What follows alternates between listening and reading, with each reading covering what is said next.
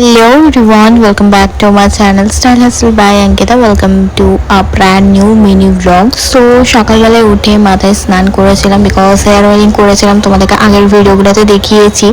তারপর খেলাম হচ্ছে ব্রেকফাস্ট। আগের দিন পরোটা বানিয়েছিলাম, সেটাই ব্রেকফাস্ট করেছিলাম, আর কফি আর চা বানিয়েছিলাম।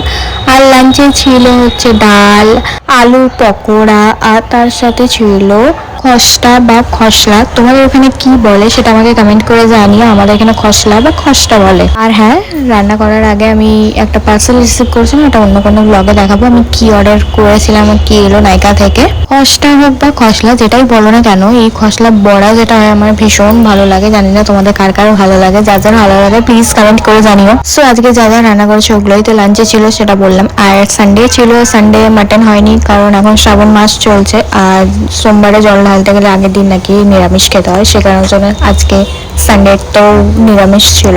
আর এখানে গোপুকে প্রসাদ দেওয়া হয়েছিল আরচা বা গুড় পিঠে, তোমরা কি বলো জানি না।